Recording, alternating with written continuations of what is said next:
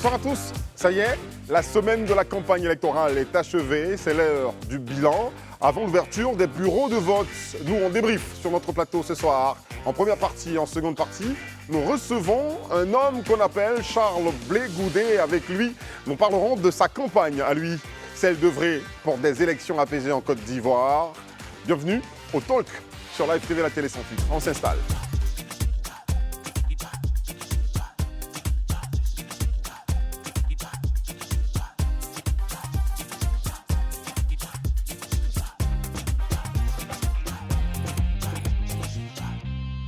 Et je suis très heureux de retrouver mon plateau au complet.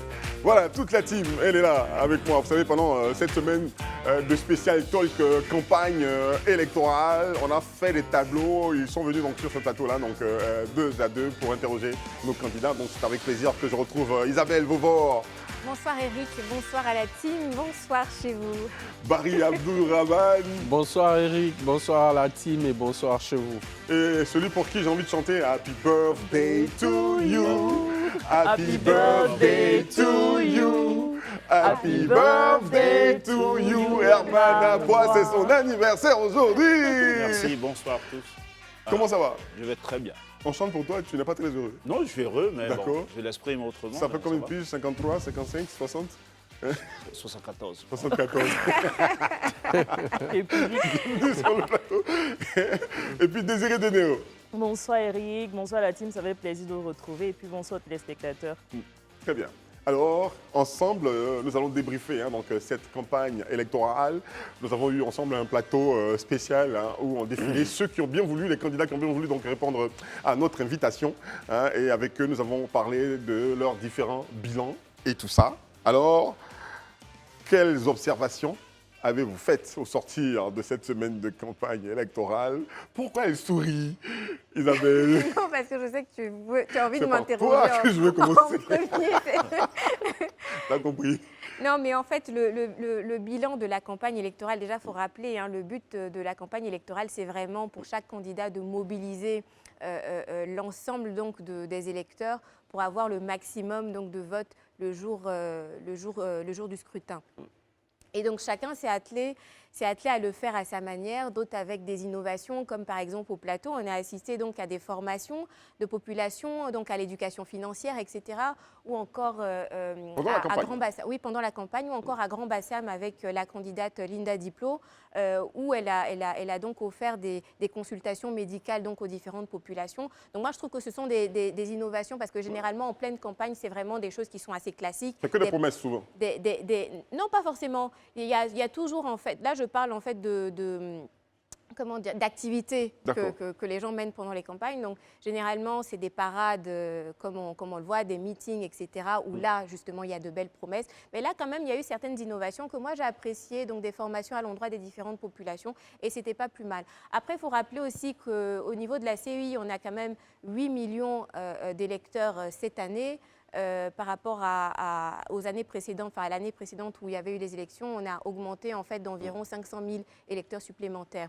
C'est la première fois, en tout cas depuis 2010, que tous les partis politiques vont véritablement investir le terrain et qui se présentent voilà, aux différentes élections.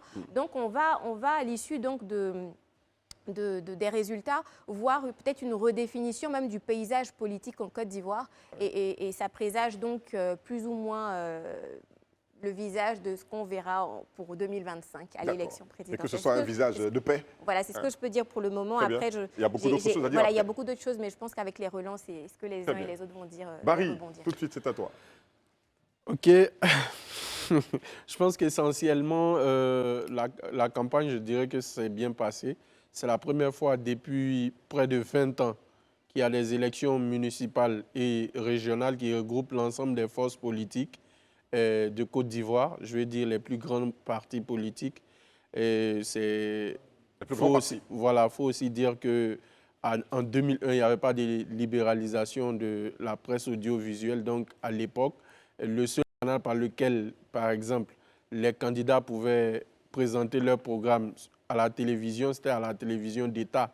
Quand on voyait le nombre de candidats, ce n'était pas évident de faire passer tout le monde.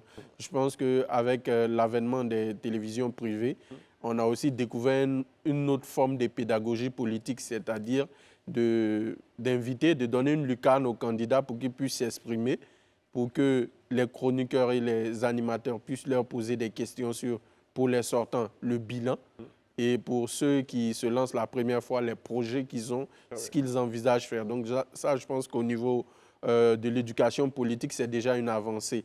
Et aussi, la campagne électorale, Mais malgré cette ouverture-là, voilà. on a lancé des appels, mais il y en a qui ne sont pas venus. Oui, ce n'était pas aussi facile d'avoir tout le monde quand on voit le nombre d'inscrits. Mais je veux dire que l'initiative, c'est déjà bon que les médias ouvrent leurs canaux aux candidats qui souhaitent venir. Ce n'est pas une obligation, mais je veux dire que c'est une opportunité qui leur est offerte et ceux qui voulaient la saisir l'ont saisi. Et ils se sont exprimés pleinement. Ils ont parlé de ce qu'ils comptaient faire. Donc ça, je veux dire qu'en termes de pédagogie politique pour les populations, pour les candidats, et surtout pour les candidats, parce qu'il y en a qui ne sont pas habitués à ça. Donc on a été sur le plateau ici, on a vu que c'est un exercice terrible pour certains. Donc tout ça, ça fait partie de la démocratie, en fait, de l'enracinement de la démocratie dans nos États. Le débat contradictoire, le débat médiatique ouvert, où on découvre les opportunités que X ou Y propose et le bilan que chacun pense avoir réalisé. D'accord, dis pas tout, parce que tu auras l'occasion de revenir après. Si tu dis tout, tu ne pourras plus rien dire après. Je vais revenir. Tu as beaucoup d'autres choses à dire. J'ai beaucoup d'autres choses à dire, voilà, effectivement. On te fait confiance pour ça. Herman, à boire. Ah, déjà, moi, tout de suite, je vais parler du grand écart. On a vu des campagnes à l'américaine. En même temps aussi, on a vu des campagnes à la traîne. Et ça, sur la question, je voudrais... C'est quoi la différence? À l'américaine, à la traîne, ouais, c'est quoi la différence? Il y en a qui ont des revenus modestes, il y en a qui ont vraiment de grands moyens. Et donc, sur le terrain, lorsque les électeurs sont confrontés à faire un choix, à ce visage-là, ils sont souvent tentés de partir vers le bling-bling. Or, ce n'est pas tous les candidats qui sont dans le grand tapage au niveau avec tous les décors, des grands podiums et autres, qui ont un contenu. Parce que surtout qu'on a vu que pour quelques indépendants qu'on a reçus, on a vu que les indépendants, certains qui sont sans étiquette, avaient une vision véritablement par la pertinence de leur projet qu'ils proposaient, mais n'étaient pas forcément vus lorsque les grands partis, enfin les dinosaures étaient sur le terrain. Donc il y a ça. Donc moi, à ce niveau-là, il faudrait peut-être songer à un plafonnement des dépenses au niveau des différentes campagnes à l'avenir, parce que c'est la démocratie, si on veut qu'elle s'exprime, il faut que tout le monde y aille avec les mêmes moyens, c'est ça? Tout le monde y va avec les mêmes moyens. Non, mais sur ce point, sans vouloir t'interrompre. Non, tu m'interromps. Il faut te calmer. Quand je vais faire tout à l'heure, je l'ai laissé. Okay, tu as dû faire peut-être. Voilà. Après, tu vas revenir. Il a dit on les retrouve. On a tout le temps pour ça. Il m'avait manqué, même si c'est son anniversaire. Voilà, donc il y a cet aspect-là. Mais on a vu quand même, malgré cela, ils ont utilisé d'autres opportunités, porte-à-porte. Aujourd'hui, de plus en plus de candidats, même les grands, parce qu'il ne suffit pas seulement de venir à un meeting mais plein d'artistes là. Ton message, pour qui passe, souvent ceux qui viennent regarder les concerts et autres, ce n'est pas eux qui vont voter. Donc les gens sont allés vers les populations. Donc je pense qu'on a senti une certaine dynamique. Quand on voit déjà même le nombre de candidats indépendants, pour les municipales par exemple, c'est 45% des listes de candidats de listes de candidats présents dans ce scrutin-là. Donc, c'est une dynamique de la démocratie, mais malgré tout, il faut qu'on attende, on a vu certains apaisements. On reviendra sur toi, très certainement, au cours de cette émission. On va permettre à Désiré Denéo de faire ses observations donc, à l'issue de cette campagne électorale. Oui, après, c'était un bel exercice démocratique, c'est municipal, parce que tout à l'heure, comme Barry le signifiait, ça fait quand même 20 ans qu'on n'avait pas tous les partis politiques en jeu. Pour ces municipales, on a eu le PPACI, SFPI de Laurent Gbagbo, le FPI d'Afin Guessan, le RHDP de Ouattara, le PDCI de Laurent Gbagbo, et après, en tout cas, les 4 grands partis et des indépendants. Mais au-delà, il y a eu aussi, je pense qu'il y a... On rectifie, hein, le PPACI de Laurent Gbagbo, le PDCI de Feu Henri Konan Bédier. De Feu Henri Konan Bédier et le FPI de Pascal Afin Guessan. Aussi le MGC de Simone Gbagbo qui, pour la première fois, concourt à des élections, même si en fait ils n'ont pas aligné des candidats, enfin ils n'ont pas aligné assez de candidats, mais ils se sont en fait glissés sur des listes par rapport à l'alliance avec le PDCI, RDA. Après, autre chose, il y a quelque chose qui était assez intéressant à regarder, c'était les réseaux sociaux. Comment est-ce que ça a cristallisé les passions? Et aujourd'hui, on ne peut pas parler de démocratie dans nos jeunes démocraties sans prendre en compte la part des réseaux sociaux. Donc, on a vu comment est-ce que hier, des candidats à la municipalité à Cocody se sont affrontés affrontés c'est trop dit, mais ont tenu un débat, enfin les 5 candidats à Cocody ont tenu un débat grâce à l'appel des citoyens de Cocody sur les réseaux sociaux. Donc c'est assez intéressant en fait de voir comment est-ce que les réseaux sociaux ont eu quand même un impact sur ces campagnes-là. Après, autre chose, c'est aussi, je reste toujours sur les réseaux sociaux, c'est de voir comment certains dinosaures qui forcément ne battaient pas campagne, n'avaient pas forcément de compte sur les réseaux sociaux, ont tout de suite à l'entame de ces municipales, il y a 2 mois, des municipales ou des régionales, créé des comptes sur des réseaux sociaux, mais on les a vus assez présents. Je ne sais pas s'il faut citer des candidats. Ceux qui n'étaient pas habitués. Ceux qui n'étaient pas forcément habitués. On ne cite personne. On ne cite personne, on les a vus danser, on les a vus se rapprocher des populations. Et puis je pense que je me dis, mais pourquoi toute l'année, ce n'est pas des campagnes? Parce qu'on aurait pu voir des candidats en train de tresser, des candidats en train de danser avec les populations quand on les sait dans la pratique très loin de ces populations-là. Ta question, c'est pourquoi attendre les élections pour c'est cela. C'est cela. Après, je pourrais revenir sur les quotas, mais je pense dans la suite du débat, parce que c'est... Je peux ou... Dans la suite du débat. Dans la suite du débat. Tu veux lancer un débat? Non, pas lancer les débats. En fait, revenir sur la question des quotas, des 30% enfin, concernant les femmes. Parce que c'est... Oui, c'est assez important parce que c'est depuis octobre 2019, la Côte d'Ivoire le gouvernement a fait adopter cette loi-là sur les quotas pour avoir une représentativité des femmes au sein des assemblées élues.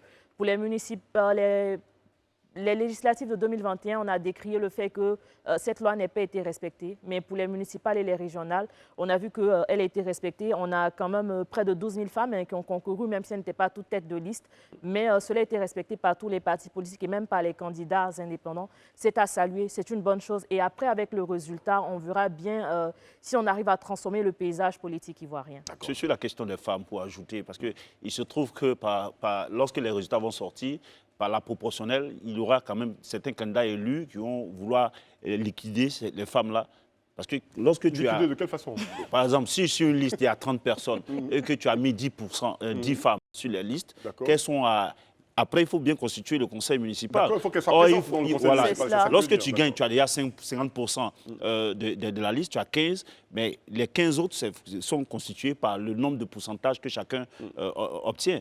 Mais il se peut que certains vicieux puissent enlèvent les femmes. Il faut toujours attirer l'attention qu'ils doivent faire en sorte que le conseil municipal, dans sa représentativité, dans sa représentation, soit, on constate aussi les 30% de femmes dans ce conseil municipal. Quelqu'un avait dit sur ce plateau, tu vas réagir tout de suite, quelqu'un avait dit sur ce plateau, on espère que ce n'est pas pour les élections, que vous avez ajouté, c'était toi-même qui avais dit ça, certaines femmes comme ça pour constituer donc les 30% de quota.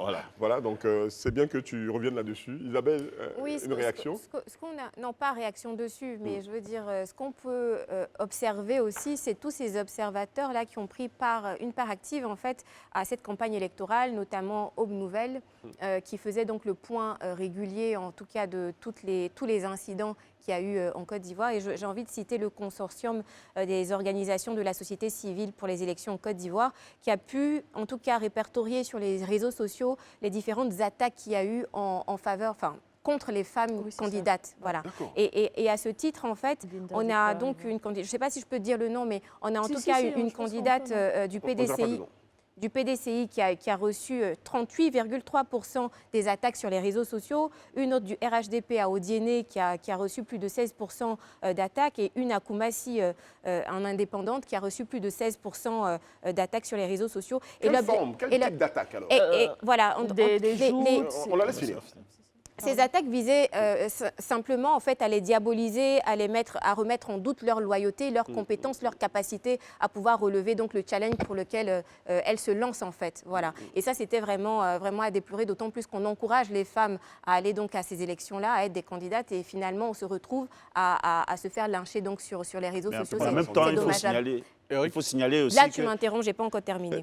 Ensuite, ce qu'il faut noter aussi, c'est en termes de contenu des programmes où il y a d'autres qui avaient que pour programme des propos xénophobes. Certains avaient donc des programmes de développement voilà, de la vie des populations. Donc ça aussi, c'était le point que je voulais relever sans vouloir... voilà, xénophobe et aussi ceux qui disaient ici, là, c'est pour mon papa. Et à côté, et à côté, il y avait donc ceux qui parlaient plus de développement. Voilà. Donc, je ne dis pas le nom de quelqu'un, ce que je voulais mais je pense que ajouter les uns et les autres ont dans compris. son développement qu'elle a fait, c'est qu'il y a eu aussi des attaques contre les hommes. Ça, il faut le dire. Voilà. Il y a eu beaucoup d'attaques, seulement qu'on n'a certainement pas fait un monitoring de cela. Il y a eu femmes contre hommes, hein, non, pas du tout. quelque chose de très important. Éric, si je peux. Non, parce que ça peut dissuader aussi certaines femmes peux. de pouvoir se lancer en politique. Tout à fait, Quand elles se lancent, on les attaque, on les critique. D'autant plus que ce qui leur est reproché, c'est vraiment leur capacité à pouvoir relever le challenge. Très bien. Il faut encourager les femmes parce que les hommes ont déjà donc une bonne part donc dans le jeu politique en Côte d'Ivoire. Donc, il faut encourager les femmes. On est d'accord? Oui, j'encourage les femmes. Très bien, je savais. Barry. En fait, moi, je voudrais dire que la démocratie, c'est un exercice et c'est un système à la fois. Je voudrais profiter de l'occasion pour saluer toutes les organisations de la société civile qui se sont impliquées. Isabelle citait tout à l'heure Aube Nouvelle et d'autres organisations de la société civile. C'est justement leur rôle. Ils ont un grand rôle à jouer dans la construction de la démocratie dans la société. Parce que s'ils n'avaient pas fait ce travail-là, de dénoncer un certain nombre de choses, peut-être que ça serait passé inaperçu. Autre chose que je veux souligner, c'est le rôle des réseaux sociaux. Aujourd'hui, c'est devenu un outil majeur dans la construction citoyenne et dans l'exercice même de la démocratie. La première élection de Barack Obama aux États-Unis. C'est le basculement. Mais là, on voit que chez nous aussi, on commence, dans les pays africains, on commence vraiment à capitaliser sur les réseaux sociaux parce que c'est un monde qui vous ouvre, qui crée un contact entre vous et les citoyens en miniature à travers Facebook et toutes les autres entités des réseaux sociaux. Donc, il y a ce point-là. Mais autre chose que je voulais souligner qui m'a vraiment marqué durant cette campagne, c'est lorsque j'ai vu des personnalités comme le Premier ministre esquisser des pas de danse, l'un des ministres... chanter en natif. Vraiment, on dit les deux. Pour moi, j'étais surpris parce que pour moi, je le prenais un peu comme un bourgeois qui ne connaissait rien à la logique du territoire. Voilà, j'étais fasciné. Voilà, vélo, ce côté africain là qu'on essaie de mettre en valeur, c'est vrai que c'est durant les campagnes, mais c'est marquant. Ouais. J'ai vu le ministre Adjoumani aussi à Bondoukou faire des pas de danse traditionnels, vraiment. Et autre chose, ce sont les punchlines sur les panneaux de campagne de certains. On en a vu beaucoup à je ne sais pas si on doit citer. Mais ça faisait quand même rire. En fait, c'est tout ça la politique. Et ce n'est pas les canons qui résonnent, ce n'est pas les tirs de Kalachnikov, ce sont les idées. Et la démocratie ne peut se construire sans la critique. Et c'est l'intellect qui critique. La balle ne critique pas, elle tue. Donc c'est sur ça que je voulais revenir lors de la seconde intervention. Bien fait. Merci. Moi, je voudrais revenir sur la question des programmes. Malheureusement, c'est vraiment, je suis restée sur ma faim pour ces municipales-là et ces régionales. On a eu quelques candidats quand même qui se sont exercés démocratiquement à rendre leur bilan public, même si tous les candidats qui sont passés quand même sur le talk ici, ils n'ont pas été capables de nous fournir des chiffres de façon précise et concise de leur gestion. Mais bon, je pense que ça va venir. Ça pose en fait un problème de gouvernance citoyenne et même en fait une question même de redevabilité envers les citoyens.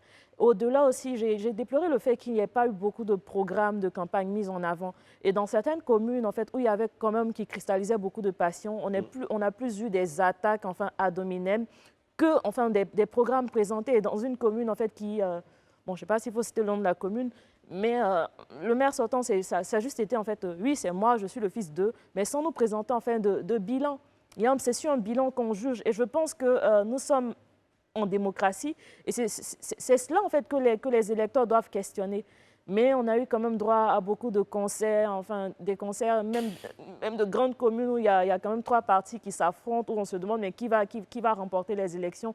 On est plus resté sur des questions de personnes que sur, en fait, qu'est-ce que celui qui est maire sortant en fait, a fait, quel est son bilan, qu'est-ce que celui, en fait, ceux qui veulent en fait, se présenter proposeront.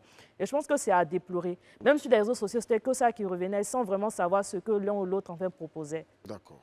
L'engouement de la population ou des populations à ces campagnes électorales, quand nous comparons donc cette année aux années antérieures, est-ce que vous pensez que les populations s'y sont impliquées? Moi, déjà, mon premier indicateur, c'est le nombre d'inscrits sur la liste électorale. Relativement aux dernières élections, on a eu environ que 500 000 inscrits pour cette année. Donc, moi, j'ai envie de dire que l'engouement n'est pas... c'est timoré. Voilà. Je pense que l'engouement est timoré. D'autant plus que quand moi-même, je me suis baladée un peu dans la ville, je n'ai pas vu plus que ça d'engouement des populations sur les sites en fait, des différents candidats. Même quand il y avait des parades, je n'ai pas vu énormément de populations, en tout cas, s'arrêter. Est-ce que tu penses qu'il y a une raison à cela? Oui, on pourrait éventuellement donner une raison à cela, c'est que en Côte d'Ivoire, avec toutes les élections qui se sont déroulées jusqu'à présent, il y a toujours eu en fait des problèmes. Donc je pense que les populations sont peut-être un peu effrayées des élections en Côte d'Ivoire. Et puis voilà. Et je pense aussi que ce qui suscite le plus d'intérêt de nos concitoyens en Côte d'Ivoire, c'est plus l'élection présidentielle que les élections municipales et régionales. Moi, je voulais revenir sur... En revanche mais en revanche, je pense que l'exercice auquel chaque candidat s'est donné à l'effet d'expliquer le programme, à l'effet d'organiser quand même des meetings pour parler aux populations, ça fait partie donc de cette éducation-là, je veux dire, à la politique et surtout à l'importance du vote dans une démocratie. Moi, je voulais revenir sur la question du bilan, le bilan qui faisait peur aux maires sortants. On a constaté cela. Ils étaient tous hystériques. Vous, contrairement à ceux qui se présentent face à vous comme nouveaux candidats à la mairie ou bien au régional, vous avez un bilan quand même à défendre.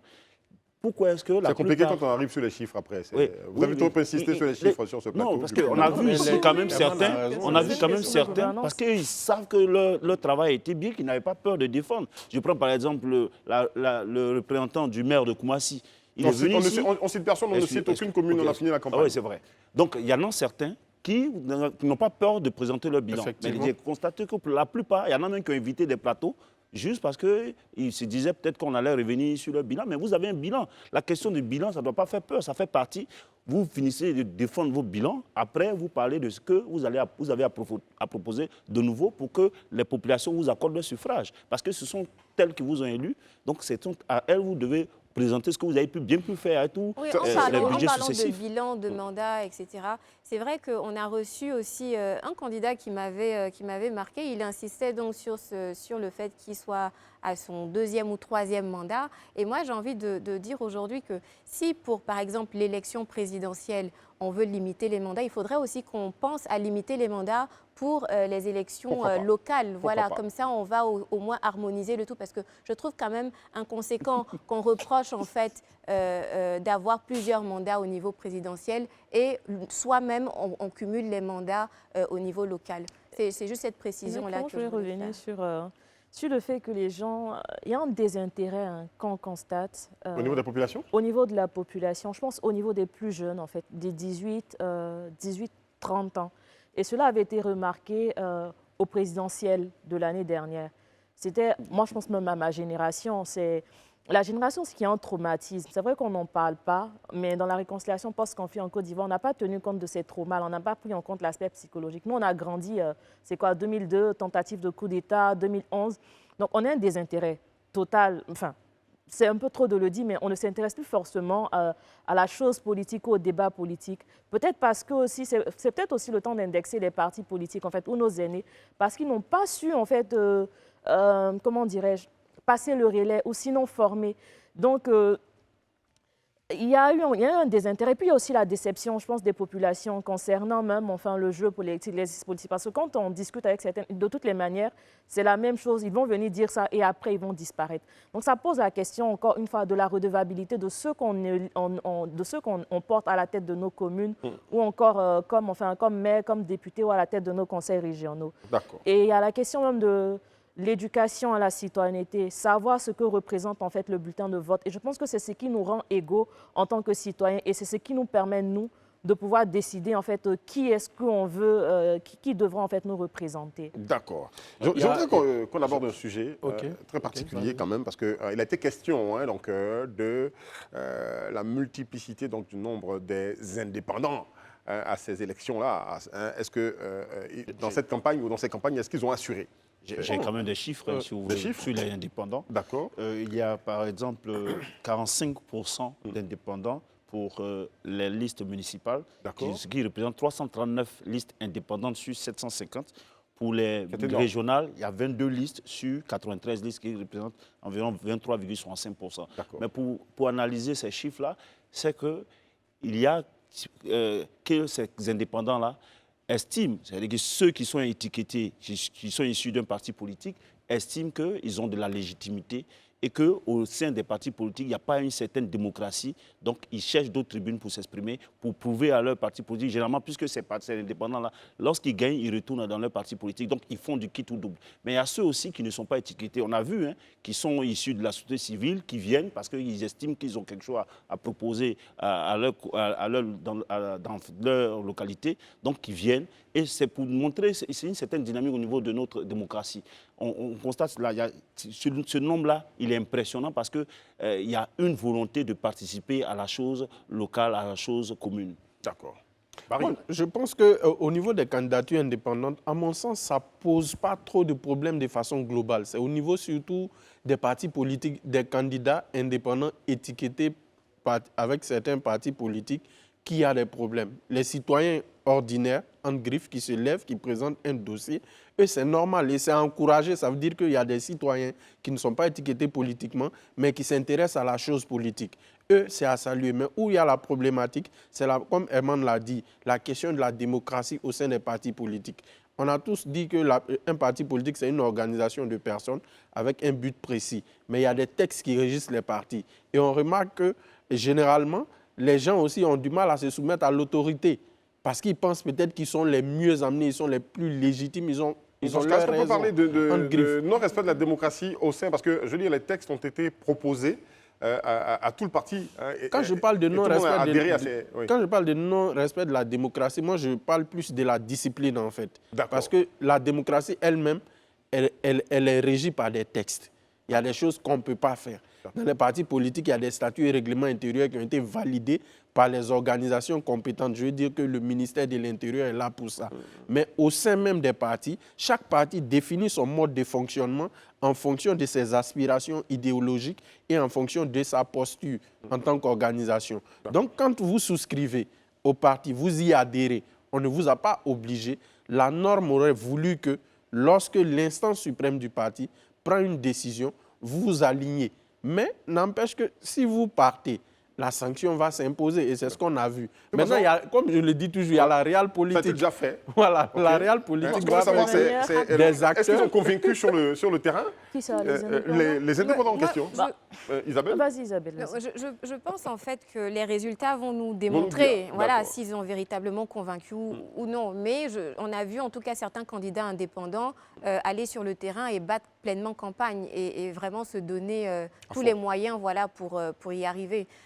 Moi, j'aimerais vraiment m'appesantir sur le projet de loi qu'a présenté l'honorable Assalé Tiemoko sur la question des indépendants. Parce que visiblement, cette année, la question des indépendants fait beaucoup polémique. Et donc, pour résorber cette question-là, il a donc proposé un projet de loi. On va citer rapidement avant d'aller au journal. Non, je ne l'ai pas parce qu'apparemment, il l'aurait déposé donc, sur la table à l'Assemblée nationale et ça a disparu. Il a publié donc sur sa page Facebook. Voilà. Mais il faudrait peut-être qu'on y songe en fait à prendre une loi comme ça se fait dans la sous-région. Et je parle avec la contribution de Barry, je crois, au Rwanda et au Rwanda en Guinée, par exemple, voilà. pour les présidentielles, il y a une candidature indépendante ne passe pas. Ah ben ça, c'est contraire à la démocratie. Ta contribution, bien sûr. Mais après, c'est à voir. Tout va se faire dans le jeu démocratique à travers le débat au niveau de l'Assemblée nationale. Mais si une loi doit être prise... Pas répondre de son, s'il vous plaît, parce qu'on ne vous entend plus. Si une loi doit être prise, que ce soit débattu donc, à l'Assemblée nationale et qu'on puisse l'appliquer. Très bien, très bien. Merci Isabelle. À tout de suite. Merci de nous prendre en marche, hein, si c'est le cas. Donc sur Live TV, la télé sans filtre, restez avec nous, regardez ce direct. Nous savons que vous êtes nombreux. Quand je parle de direct, ce n'est pas que sur les canaux 206, Bouquet Canal+, ou encore numéro 6 TNT, c'est aussi sur les réseaux sociaux de Live TV, la télé sans filtre. Notre invité est là et notre invité est homme politique ivoirien. Il est président du COJEP, Congrès panafricain pour la justice et l'égalité des peuples.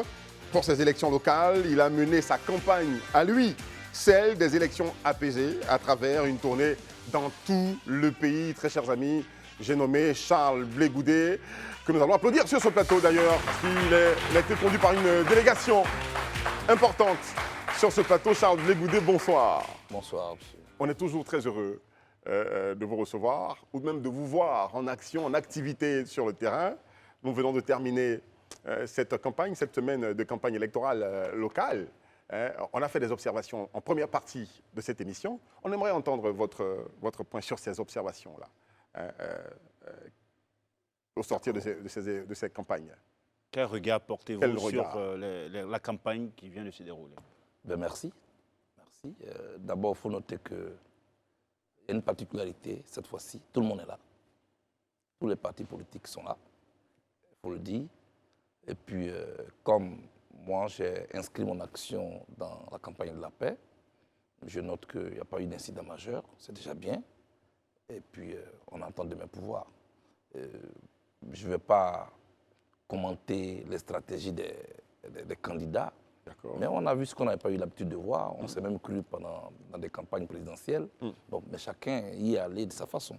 D'accord. Voilà. Charles Blé Goudé, je suis sûr que votre grand-père a dit, et je cite, « Quand l'éléphant trébuche, ce sont les fourmis qui en pâtissent. » Vous vous mettez en campagne pour la paix pour ne plus que l'éléphant trébuche, n'est-ce pas? Oui, moi, il m'a plutôt dit que quand l'éléphant et le lion cessent de se battre, c'est la forêt qui respire. Voilà. Quel sens vous donnez à ce... Je veux dire, quand ceux qui s'empoignent comprennent que la base de tout ce qu'ils font, c'est la paix, c'est la population qui respire. Parce que la plus grande victime de tout ce que nous avons eu comme crise ici, c'est la jeunesse, c'est les femmes, c'est la population. C'est pourquoi nous avons choisi d'aller vers ces populations, pour la sensibiliser. C'est ce que nous avons essayé de faire pour faire notre part. En tout cas, chacun a fait sa campagne.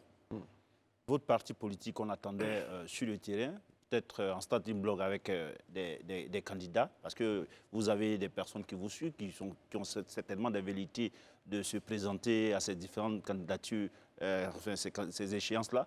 Vous avez choisi de mener notre campagne. Pourquoi avez-vous choisi cette option-là? Vous savez, le temps que l'agriculteur prend pour aiguiser sa machette, ce n'est pas du temps perdu. C'est mon grand-père qui m'a dit ça. Alors, quand un avion tombe, je le répète encore, on cherche toujours la boîte noire. Pour identifier les causes du crash. Pour ne plus jamais que notre appareil volant subisse le même sort. Mon diagnostic est que toutes les crises que nous avons vécues ces dernières décennies trouvent leur source dans les élections. Soit mal organisées, les résultats contestés ou détournés, ou la population mal informée. À partir de là, qu'est-ce que je fais? Le constat que je fais m'amène à dégager des stratégies. En tant que leader d'opinion, leader politique, je me mets donc en campagne parce que c'est un choix de faire la paix. C'est ce choix que j'ai fait. Et ça m'a permis de savoir aussi ce que les Ivoiriens pensent, ce qu'ils espèrent, voilà, ce qu'ils ne veulent plus vivre. J'ai fait le tour, je les ai écoutés et je n'ai pas regretté d'avoir fait cette campagne. On a tout le temps. Ok, comme on a commencé avec des proverbes, je vais m'y lancer aussi, je vais vous citer. Hein. Vous avez dit « construisons la maison avant de penser à placer les meubles ». Et jurisprudence étant, vous-même vous avez dit que vous avez des ambitions d'un jour diriger la Côte d'Ivoire. Est-ce que donc tout ça, ce n'est pas une stratégie en fait politique pour redorer votre image, pour vous faire aimer des Ivoiriens? Parce qu'il y a quand même des Ivoiriens qui ont été traumatisés de la crise post-électorale de 2010, où vous avez été l'un des acteurs majeurs. Est-ce que tout ce que vous faites aujourd'hui, là, ce n'est pas une stratégie pour reconstruire votre image? Soit. Et où est le problème? Citez-moi un seul homme politique dans ce monde qui ne fait pas de stratégie. Même vous qui êtes là, avant de venir sur ce plateau, vous avez votre stratégie. Vous faites vos recherches pour pouvoir bien présenter Tout à l'heure, vous avez présenté le journal. Je pense que vous faites des recherches, vous avez des fiches. Vous ne venez pas là comme ça au hasard. Donc, on ne peut pas me reprocher de faire une stratégie. Félicitez-moi au moins d'avoir une bonne stratégie au moins qui va sauver des vies. Moi, j'avais posé la question de savoir s'il y a un but tel qu'elle le cite. Est-ce que la démarche est sincère? Est-ce que c'est sincère? Je pense qu'il faut juger ce que je suis en train de faire. Quand je vais vers des populations, je leur parle de paix. Je leur dis, demain, vous allez voter. Ce que vous avez en main, ce n'est pas qu'un simple papier. C'est le développement de votre région, de votre commune que vous avez en main. Si après, ça me profite, mais au moins, ça m'a permis de sensibiliser des gens. Donc, quand vous parlez de sincère ou de n'est pas sincère, moi, je ne veux pas une compétition de sincérité. Je fais un constat que mon pays a fait face à des crises. D'accord? Et que les populations étaient jusque-là mal informées, manipulées même. À partir de là, je dis OK. Vous m'avez tout à l'heure cité qu'en tant qu'acteur majeur, j'ai été à la CPI. Oui. Quand j'en reviens, est-ce que c'est mauvais que je change des fusils d'épaule? Donc moi, je veux savoir, qu'est-ce que vous voulez aujourd'hui savoir? Pourquoi j'ai une stratégie qui consiste à mobiliser les Ivoiriens? Est-ce que je suis sincère? Je ne comprends pas, en fait. Charles Goudet, au regard de votre parcours, hein, que certains critiquent à tort ou à raison, est-ce que vous pensez que vous êtes légitime pour mener cette action-là? Laissez les Ivoiriens apprécier. Vous avez les images en face de vous. C'est à eux. Et les seuls juges, c'est eux. Mais comment... Quand j'y vais, vous voyez très bien comment ils m'accueillent. Vous avez les images. Je vous demande simplement, je vous invite à les regarder. Quand ce que vous faites n'intéresse pas la cible se désintéresse. Ce n'est pas vous ma cible. Mais comment, Ma cible, comment vous avez été accueilli? Justement, comment est-ce que vous avez Je été vous invite accueilli? simplement à regarder les images. Madame, c'est tout. Vous avez pu aller dans le Nord aussi faire campagne pour la paix? Non, je n'ai pas pu aller dans le Nord pour le moment. Parce que moi, je n'avais pas assez de moyens. Je suis allé là où mes moyens m'ont emmené. Mais dans tous les cas, les campagnes que je fais ne sont pas fermées. Qu'est-ce que vous faites? Que dites-vous aux populations? Doucement, hein, on va organiser Eric, le questionnement. il faut organiser le plateau, très on va bien, parler. très bien, très bien. Il ne faut pas que ça aille dans tous les sens. On va Il faut permettre à Barry organiser de le poser sa plateau, question. on va parler. Voilà, on va parler. Elle me pose une question. Voilà. Je n'ai même pas fini de répondre. Très bien. Qu'une autre Allez-y, question. allez-y, Je faut suis lui là répondre. pour vous. Je suis venu pour vous. Hein? Le masque est venu dans vos maisons, n'allez pas dans la rue. Le masque est là. Des fois, il a effrayant quand même dans la maison, Alors, le masque. donc, j'étais en train de dire que je vais vers les populations. Je les rencontre. Je vous prends un seul exemple. J'ai été à Daloa et l'image existe sur ma page Facebook. Je suis allé dans les grains. Parce que je ne vais pas seulement là où il y a mes partisans. On ne se réconcilie pas avec ses partisans. Il y a ce qu'on appelle les grains, qui est un espace de libre expression où les militants du RHDP se retrouvent. J'y ai été. Est-ce que quelqu'un vous a une fois regardé dans les yeux pour vous dire qu'il a de la haine pour vous? Moi, je l'avais tué. Et j'étais calme. Je l'ai écouté. Il a fini de parler. Je lui ai dit que je suis venu lui demander pardon. Il estime qu'il a un ressenti envers moi. Je suis venu lui demander pardon. D'autres ont pris la parole. Mais à la fin, c'est ce qui compte à la fin. À la fin, nous nous mettons ensemble et puis on continue. Donc, même si je n'ai pas été dans le Nord, j'ai rencontré des nordistes. D'accord. Voilà. Pour répondre, est-ce qu'on peut il faut dire souvent que... regarder votre caméra pour, de temps en temps. Quand même. J'ai voulu regarder ma Isabelle. contradictrice. Donc, je pensais que c'est la caméra qui allait me suivre, mais j'ai compris. Mais vous parlez plus aux téléspectateurs. J'ai compris. Donc, Isabelle, je voulais vous rassurer. J'ai été dans un endroit où je parlais à des gens qui n'avaient même pas envie de me parler. Mais, in fine, avec qui on s'est compris et avec qui moi je suis allé montrer ce que c'est l'importance d'une élection qui n'a rien à voir avec la guerre ou avec des conflits. Moi, Barry, on va permettre à Barry d'intervenir. question. Et après, ce sera toi. Charles Blé Goudet, depuis votre retour en Côte d'Ivoire, comme vous l'avez dit, vous êtes lancé dans une campagne de paix, de sensibilisation. Je veux savoir combien de régions vous avez pu visiter, vous et vos équipes, depuis le début du lancement de vos activités, et globalement, quel bilan, quel enseignement vous tirez de cette aventure-là? Bien, merci. Je suis là il y a à peine 8 mois. Côte d'Ivoire compte 31 régions pour le moment. Je ne les ai pas encore toutes visitées, mais je crois que j'ai visité la moitié. Et puis, le bilan que je dois faire, il y a un intérêt que les Ivoiriens accordent à se retrouver de nouveau, à se parler de nouveau. Je vous prends encore ce même exemple de ce jeune homme du quartier Yulabodou de Daloa qui m'a mis en mission. Il m'a dit, vous voyez le quartier qui est derrière nous là, il s'appelle Labia. Toutes nos copines sont là-bas. Nous sommes d'Oula, elles sont bêtées. Depuis la crise, on ne peut même pas s'hasarder à aller dans ce quartier. Est-ce que vous pouvez régler ce conflit? Aujourd'hui, ils se fréquentent. J'ai fait ce travail, j'ai fait plus d'une semaine à Daloa. Il y a ce que je montre à la télévision, il y a ce que je montre publiquement et il y a ce que je ne montre pas. Ce n'est pas parce que vous ne voyez rien ne se passer qu'il ne se passe rien. Je travaille à cela et ça va prendre du temps. On parle de retrouvailles de personnes qui se sont poursuivies à coups de machette, qui se sont fusillées, des personnes qui ont perdu leurs parents, des enfants qui sont restés orphelins. C'est tout ce tissu que vous voulez recoudre en tant qu'aiguille. Ça prend du temps. On ne va pas faire ce bilan en 1 heure ou en 2 heures ou en 8 mois. Je sais que ça prendra du temps. Surtout, vous dites, est-ce que je suis qualifié à le faire? Parce que ceux vers qui je vais me prennent même pour leur bourreau. Mais moi, j'ai vu comment le Rwanda s'est réconcilié. Cette méthode, je la tire de là. J'ai vu comme l'Afrique du Sud s'est réconciliée. Seulement, il faut quelqu'un pour le faire. Je sais au moins, et j'espère que mon message sera entendu. Mais en tout cas, pour ce qui m'est réservé comme accueil, voilà, je pense que ça va. Très bien. Mais comment, on parle d'accueil, hein, il faut y aller dans la profondeur, comment ces populations, face à votre message, ont-elles réagi? Elles me confient leur ressenti, comment elles ont vécu cette crise, des populations qui ont passé des mois en brousse, qui sont revenues aujourd'hui et qui ne voudraient plus revivre ce traumatisme-là. De l'autre côté, ceux qui estiment que c'est leur tour aujourd'hui, parce qu'ils ont trop subi, il faut savoir leur faire comprendre de sortir de cette trajectoire-là. Avec eux, je parle. Comment je peux savoir que mon message est accepté? Je vous prends le cas de Daloa toujours, parce que ça m'a marqué.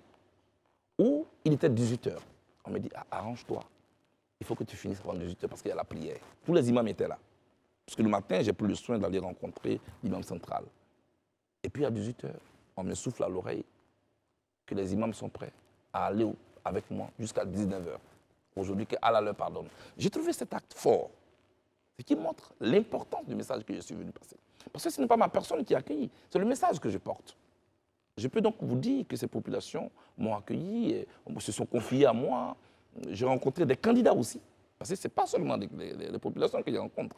Je rencontre des candidats, des adversaires que je rencontre. Est-ce qu'on peut avoir le fond de ces confidences entre les populations? Non, sinon on ne les appellerait plus confidences. On les appellerait plus confidences. Ce que vous dites publiquement ne s'appelle pas confidence. Okay. Voilà. Ce n'est pas tous les pagnes qu'on met au soleil. Voilà. Ça va prendre du temps. Et ça va prendre du temps. Et il faut que vous acceptiez que ce n'est pas tout que je vais dire. Mais ce que ce matin, je n'ai pas posé de question, Eman, pardon. Ce matin, à votre conférence de presse, vous avez dit, et je cite, « Il faut doter la Côte d'Ivoire d'institutions crédibles au sujet de la CEI. » Moi, je ne vais pas parler de la CEI, mais je vais plutôt parler d'autres institutions de la République, telles que le médiateur de la République ou encore le ministère de la Réconciliation nationale. Est-ce que vous pensez que le travail de ces deux institutions-là participe aujourd'hui au renforcement de la cohésion sociale? Et après, j'ai une autre question pour vous. Si, enfin, bien évidemment, Eric me permet. Quand on est élu chef d'État, on a une vision. À partir de l'existant qu'on a trouvé en place et de ce qu'on veut changer et de ce qu'on veut apporter comme plus-value, on met un gouvernement en place. Pour réaliser cette vision, des hommes sont nommés à des postes clés selon ce qu'on veut réaliser. On leur confie des missions. Donc, ce n'est pas à moi de vous dire si le ministère de la Réconciliation ou le grand médiateur peut jouer un rôle ou pas. Moi, je vais en tant que bénévole ajouter ce que je peux. Est-ce que vous cherchez à avoir leur bénédiction? Je ne suis pas là pour... Non, je n'ai pas besoin de la bénédiction de qui que ce soit pour travailler pour mon pays. Il faut que cela soit très clair. Je suis un bénévole. Le ministère de la Réconciliation est mis en mission par le chef de l'État. Il est redevable. Il est donc vis-à-vis du chef de l'État, pas vis-à-vis de moi. Et donc, moi, je n'ai pas à juger leur travail. Moi, j'essaie d'aller vers mon peuple pour lui parler. J'essaie d'aller vers les acteurs pour leur parler, pour les inviter à beaucoup plus de responsabilités à partir de ce que nous avons vécu. Vous avez dit en outre, aujourd'hui, que reprochez-vous à la commission électorale indépendante ou bien qu'attendez-vous de cette commission électorale indépendante pour qu'on soit dans un climat de gestion au mieux du processus électoral? Herman, il ne faut pas voir ça en termes de reproches. On peut changer les présidents des commissions électorales 1000 fois. 1000 fois, on aura le même conflit. Pourquoi? On prend des candidats qui veulent remporter l'élection présidentielle ou n'importe quelle élection, on leur demande d'envoyer leurs représentants pour constituer la commission électorale. On demande à ces représentants de se réunir et élire un d'entre eux qui prend la tête de la commission. Je prends un exemple simple. Je dis, vous avez un match de football qui oppose Paris Saint-Germain au Real de Madrid. Monsieur, l'arbitre, il est de Paris Saint-Germain. L'arbitre central. L'arbitre de touche est de Real de Madrid. Ce match ne finira jamais. Parce que ceux que vous envoyez, que vous mandatez pour vous représenter, l'objectif, c'est de veiller à vos intérêts. Ceux-là peuvent être dans la commission, mais avoir un regard d'observateur. Pas eux qui vont organiser les élections. Dans ce pays, il y a des gens qui ne sont pas des membres des partis politiques. Tout le monde n'est pas politique en Côte d'Ivoire. Il y a des techniciens qui sont formés, qui sont allés à l'école, qui peuvent organiser ces élections sans avoir une appartenance politique. Voilà ce que je demande. Faites le bilan. Faites le bilan. D'accord. Mon Vas-y, autre ta question, seconde question. c'est concernant, en fait, vous la connaissez, hein, la résolution 1325 des Nations Unies qui porte sur l'engagement des femmes pour la paix et également le fait qu'elles soient victimes des conflits. Et tout à l'heure, dans vos propos, vous avez évoqué le Rwanda et on peut même évoquer, en fait, la Sierra Leone. On a vu, enfin, dans ces pays-là, comment les femmes ont contribué à, comment on va dire ça, à restituer le tissu social. Quel est, en fait, l'impact, la part des femmes dans toutes ces campagnes de sensibilisation que vous avez menées? Et puis, je constate malheureusement que dans votre équipe, il n'y a que 2 femmes. Non, ça c'est Enfin, pas- qui vous accompagnent c'est ce une soir. partie de mon équipe qui est là. D'accord. Une dame qui est venue m'interviewer à La Haye, une de vos collègues, vous êtes chroniqueur, mais elle est journaliste dans une télé de la place pour ne pas faire de publicité, m'a dit, mais vous êtes entouré de trop de femmes. Donc là, vous n'avez pas le même regard. Effectivement, au COJEP, je suis entouré de beaucoup de femmes parce que j'estime que la femme a un rôle à jouer. Elle est maman, elle est à la maison, elle peut mobiliser ses enfants, son mari, tout le monde. Et seulement, en Côte d'Ivoire, on a tout politisé. Excusez-moi de vous dire la vérité, même les ONG sont politisées. Encore? Même les ONG sont politisées dans notre pays.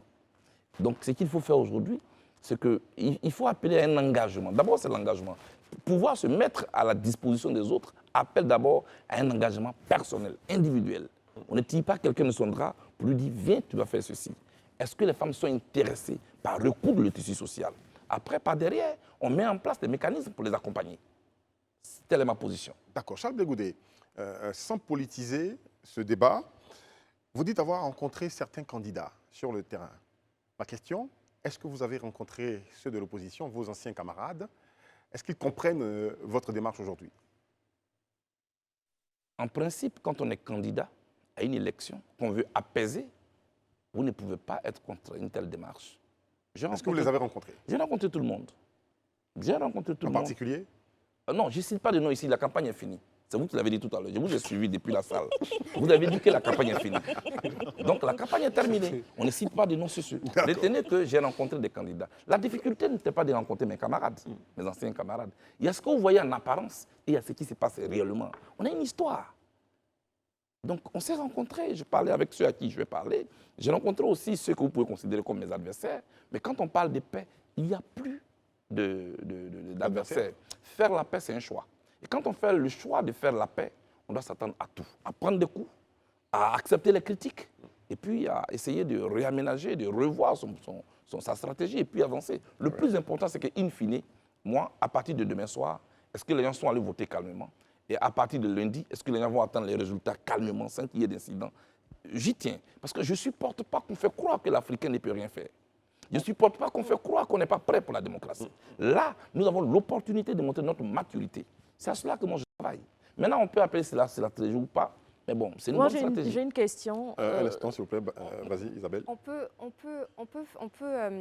comment dirais-je, parler de paix en allant sensibiliser les gens, mais aussi on peut parler de paix par l'exemple. J'ai suivi récemment une de vos interviews avec un confrère Constieka où vous avez parlé de votre relation avec le président Laurent Gbagbo. Et il y a beaucoup qui disent en fait qu'aujourd'hui, vous êtes un peu en brouille parce qu'on ne vous a pas encore vu ensemble depuis que vous êtes rentré en Côte d'Ivoire. Est-ce que selon vous, c'est conforme à votre démarche de paix que vous êtes en train de message de paix que vous êtes en train de distiller partout en Côte d'Ivoire, alors que vous-même, avec votre père politique ou votre papa, comme vous aimez l'appeler, vous êtes plus ou moins en brouille selon certains dires? Selon certains dires. Moi, je ne vis pas selon les rumeurs. C'est l'occasion donc de clarifier les choses. Non, je vais vous décevoir, je ne vais pas répondre à cette question. à ma dernière interview avec certains de vos confrères, j'ai demandé à ce qu'on ne me pose plus cette question. Chacun peut avoir des problèmes dans sa famille. On ne les expose pas pourtant. Voilà. Une poule qui se respecte ne pompe pas en public. Merci. Charles Charles Blé-Goudé, Blé-Goudé, moi, s'il j'ai- vous plaît. Je vais vous poser une question concernant la sous-région. On voit tous l'avènement des nouveaux acteurs politiques, des acteurs politiques en treillis dans plusieurs pays qui, pour certains, sont là depuis 2-3 ans. Quelle lecture Charles Blé-Goudé, homme politique ivoirien, fait de la situation d'insécurité et de l'avènement des nouveaux acteurs politiques qui passent par des coups d'État pour conquérir le pouvoir d'État? Merci. Je vais d'abord énoncer ce qui est mon principe. Je suis démocrate. Par principe, je suis démocrate. Donc, je ne peux jamais encourager un coup d'État. Aucun coup d'État, quelle que soit la raison qui sous-tend ce coup d'État, n'a aucune légitimité à mes yeux. Ça, c'est le principe. Comme vous, je fais le constat que depuis près d'1 an, l'Afrique est secouée par des coups d'État. Le Mali, le Burkina, la Guinée, le Niger, et puis tout récemment, avant-hier, pour ne pas dire tout récemment, le Gabon. Il faut interroger ce phénomène. C'est là que j'appelle nos intellectuels à s'asseoir pour parler. Il faut interroger ce phénomène-là. Pourquoi? Il y a des condamnations, c'est vrai, des principes. Mais il faut interroger ce phénomène. Est-ce qu'il n'y a pas un front de refus qui est en train de naître? Refus de quoi? La population de 1960 n'est plus celle de 2023. Il y a des politiques qu'il faut revoir. Bazoum, qui a été enlevé, il n'a pas été enlevé au pouvoir parce qu'il est dictateur ou parce qu'il a été mal élu. Son élection est loin derrière lui. Pourquoi il a été enlevé? C'est une question qu'on doit se poser. Qu'est-ce qui s'est passé tout récemment au Gabon? Moi, je pense que, regardez l'âge de tous ceux qui font ces coups d'État. C'est des jeunes gens. Sauf au Gabon. La différence, Et au c'est Niger. qu'eux, ils sont en treillis. D'accord. Mais les autres qui parlent sur les réseaux sociaux en leur faveur ne sont pas en treillis. Il faut interroger ce phénomène, y apporter une solution durable pour éviter que ça puisse contaminer d'autres pays en Est-ce qu'on Afrique. ira au-delà de conférences de presse concernant toute la Et c'est la campagne dernière de question. sensibilisation que vous avez faite? Est-ce qu'on aura un Et c'est la document dernière question. compilé On va y répondre avec des rapidement. recommandations concernant les élections, parce qu'il y aura d'autres élections à venir, et concernant la contribution du COGEP à la paix, pour ne pas que ça se limite que simplement à des conférences de presse? Non, Il y la aura pas de conférence de presse, rapport. elle a été faite hier. Oui. Quand je tourne, que je vais dans les campements, que je suis sur les routes à minuit, que je rencontre des gens dans leur maison, que j'écoute des gens même qui me jettent des injures et que je l'accepte. Et que pour moi, c'est de leur donner l'occasion de vider leur sac afin qu'on puisse se remettre ensemble. Madame, ce ne sont pas des conférences de presse. Non, La je conférence de demande presse s'il y que j'ai aura un faite, document compilé. vous avez dit, est-ce qu'on va seulement se limiter aux conférences de presse? Non, non, non. La conférence de presse, c'était pour faire le bilan. Sinon, j'ai été sur le terrain, j'ai rencontré toutes les entités, la Côte d'Ivoire plurielle. Je l'ai écouté, je l'ai fait parler. Et je pense que, vous avez compris, toute la campagne, à part quelques soubresauts, il n'y a pas eu de violence. Quand il On revient attend au nord, donc demain. dans le nord. Merci. Donc, la stratégie dont vous parlez, une stratégie n'est pas publique. Vous voyez, elle n'est pas publique. Si elle est publique, elle n'est plus une stratégie. Donc, laissez-moi aller jusqu'au bout de mon opération. Et puis après, ceux qui doivent recevoir cette compilation vont Merci recevoir. Charles Blé-Goudé. Merci Quelle d'être est la venu sur le prochaine plateau. C'est étape? terminé. Merci beaucoup. Vous avez beaucoup de questions. On aurait bien voulu le garder. Hein, Non, une non, heure, moi je suis à votre d'émission. disposition. Je Je vous allez vois bien revenir. que On vous fera signe pour vous retrouver à nouveau sur ce plateau. On a Je beaucoup suis de à choses à votre partager disposition. ensemble. Peut-être après. Je demande juste aux Ivoiriens d'aller calmement aux urnes demain. Très bien. Voilà, d'avoir un comportement citoyen et de montrer qu'on est un peuple mature et que les élections, ça n'a rien à voir avec le conflit. Très bien. Merci. Merci pour ce message de fin. Je m'apprêtais à vous le proposer, à vous demander de le faire. Merci. Il s'agit de paix. Nous, on ne peut que vous encourager. Parce que nous avons pour habitude, je le répète encore en fin d'émission, de dire ici sur ce plateau, élection, c'est pas palabre. C'est ça. Donc allons-y à la paix pour une Côte d'Ivoire qui est en train de se construire. On le voit donc à vue d'œil et on le sent dans les émotions des jeunes. Allons voter au complet, revenons au complet. Très Sans bien. blessés, sans morts. Comptons les bulletins de vote, ne comptons pas les blessés, ne comptons pas les morts. Très bien. Merci de nous avoir suivis. Merci, chers amis, hein, pour toutes vos questions. On se retrouve demain. Il y a un spécial que nous allons faire ici, sur ce plateau, 18h, 21h, pour rester dans la mouvance de ces élections. Restez avec nous sur Live TV, la télé sans filtre. Shalom.